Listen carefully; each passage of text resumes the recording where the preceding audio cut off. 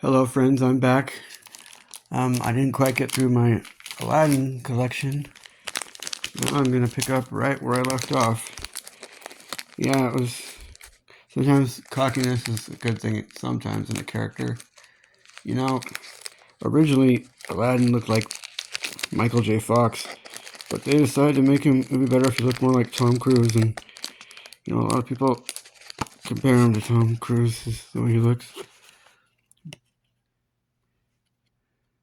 Now this was Disney's 31st full-length animated motion picture.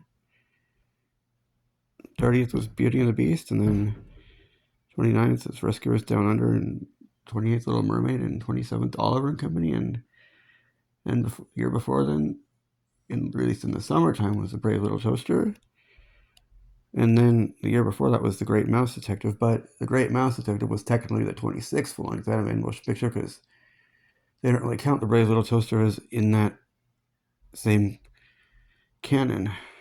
Anyway, yeah, his character's cocky like Maverick from Top Gun. I mean, he's able to trick him right here. He's reminds him that without the genie, you'd be nothing. You're nothing. Reminds him that the genie has more power than you'll ever have. And he wishes to be an all-powerful... You know how it goes, right? An all-powerful genie.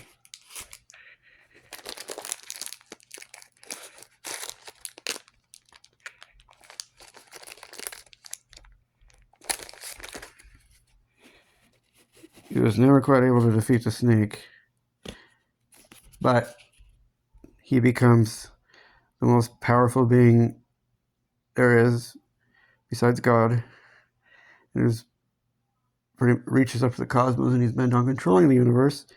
But he's not omniscient. And for that matter, the genie still has more power than him because he gave him that power.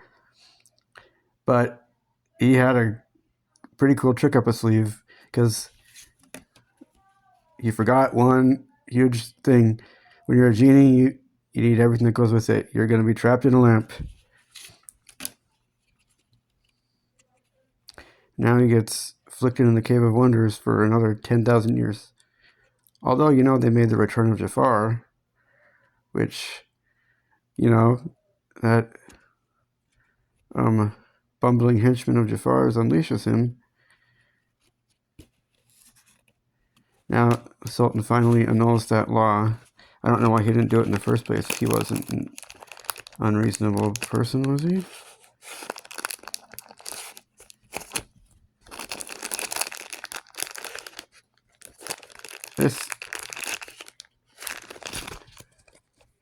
Here's where he plans to overtake the cosmos, but Aladdin was too smart for him. He trapped him.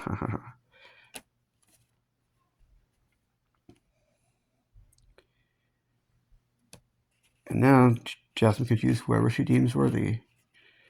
And yep, there's a lot of Easter eggs I didn't discuss in this movie. This is one of the animated Disney movies that was more comedy than anything else. Maybe comedy action, you could say. So this is a sad or touching or bittersweet ending, but it's coming from a funny movie. And the only animated Disney movies I could think of like that before was The Great Mouse Detective and Robin Hood. Those seemed more silly than serious. A Whole New World reprise. Happy ending. Oh, I've said before that I knew the difference between television and movies and reality then, but at the very end here, the genie raises the screen and says, "Made you look." And my mom said, he was totally serious. I was like thinking he was sentient in the movie when he did that. And actually, about that same age, I thought the computer knew what you were typing. That was before before most people had the internet. It was just when I was typing something up. Now, these trading cards, I think, are for all ages, but these activity cards are clearly for young kids. I never even really did them. I do the really hard crosswords. Oh, Mad Libs. Checklist. I love the designs on these cards. These look a lot nicer than the Lion King checklists. Now I'm going to show you some chase cards. Yeah, cool, huh?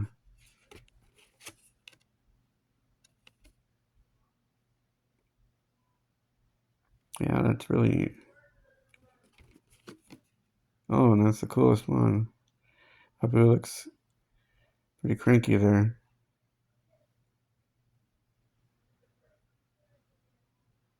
You know, I started watching Aladdin quite a while before I started watching The Simpsons, and I wonder if when people first saw this movie, they're like, Abu? You mean like from the Quickie Mart?" Well, there's Aladdin, my friends, and I think I'll finish this off by taking another look at the Flintstones and Alf, although I won't do a ton of narration on them. First, I stand corrected earlier from what I said. It wasn't Cards that made Garfield, it was Chrome. Cards. The same company that made the Tiny Toon cards made these Flintstone cards right around the same time. And it's the format of that series is pretty much the same, I think. 60 cards and 13 stand-up cards and 3 chase cards. But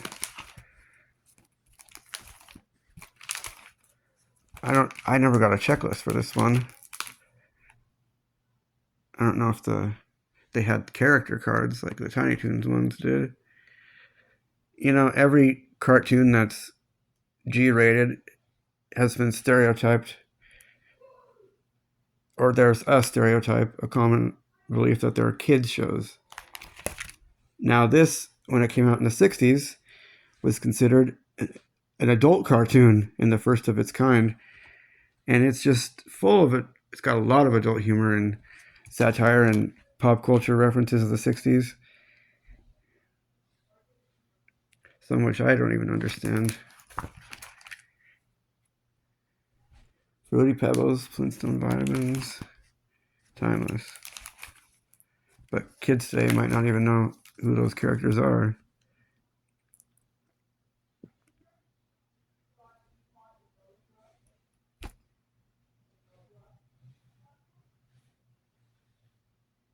Yes, I remember an episode where Fred has to pretend to be a king and act regal. He is, of course, known for being that loud, abrasive type. And I think Barney was my favorite character in the show. Gee, Fred, don't you think the Royals will be suspicious of us? And, the prototype for Flintstones was something called The Honeymooners with Jackie Gleason. And an actor, he's based on his character Ralph Cramden. And Barney is based off of Ed Norton, played by Art Carney. Although Art Carney and Jackie Gleason were about the same height, so it's not like the quote diminutive caveman Barney was. Yeah, Barney was usually more cheerful and easygoing.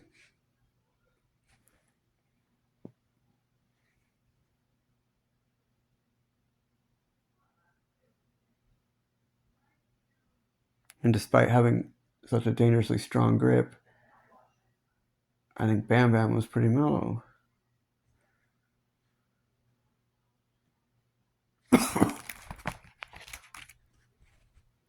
I remember there was an episode where there was a contest about the cutest baby, and of course Barney was campaigning for Bam Bam, and Fred was campaigning for Pebbles.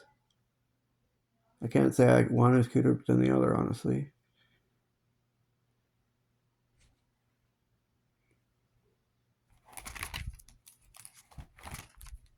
Oh, and I remember an episode where out of nowhere they start singing, and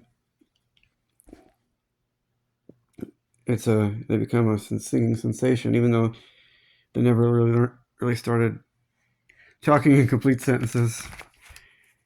And I remember an episode where Barney is hypnotized into thinking he's a dog, and he goes to the vet, and the vet thinks he's some weird new species of dog, and Fred's, oh, he's not a dog, he's my best friend. And the vet's like, ooh, man's best friend. I'll have to remember that one. It kind of makes the vets look really stupid. And it's funny how the dinosaurs are, dogs. They call them dogs, and I can't find the episode, but I swear Wilma at one point said, oh, Fred, he's just a puppy. Wilma, I think, was the other funniest character. I think I got a chase card from the Flintstones.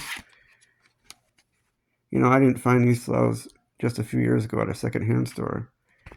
That's pretty cool, huh? And the chrome cards are like the Tiny Toons chrome cards.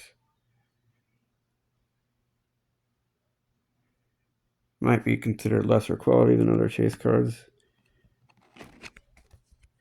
I've heard.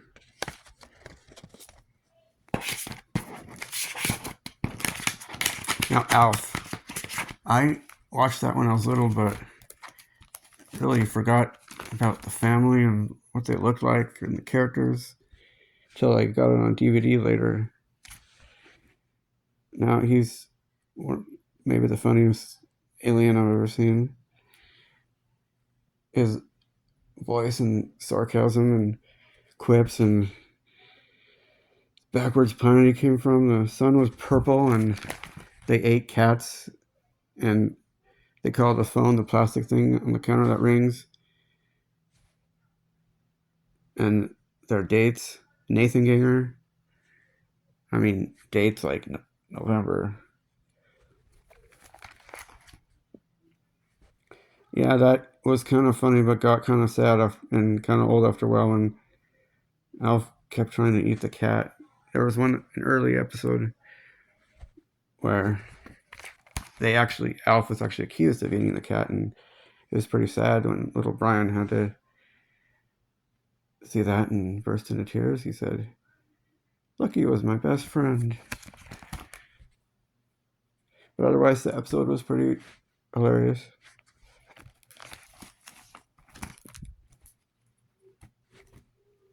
There was the nosy neighbor, played by the actress who later played Mrs. Seinfeld.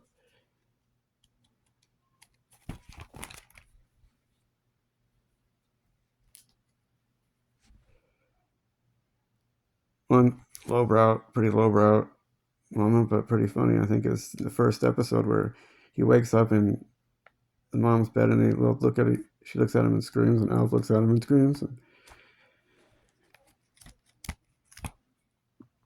I remember in the first episode, he's like, geez, what was the warden?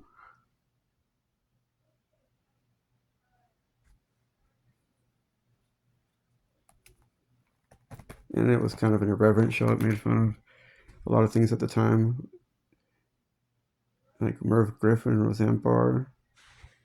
I remember.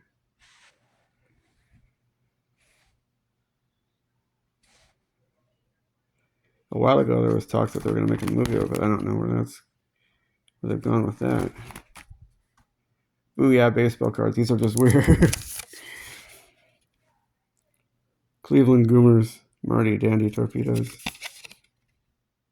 Team Cleveland Goomers position, Fan Crusher, Birth Planet, Harold, past year at bat, 24. I don't know baseball that well. Scoops.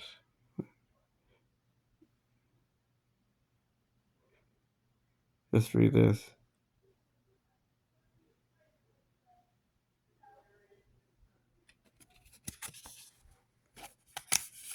And Alf was like 250 years old.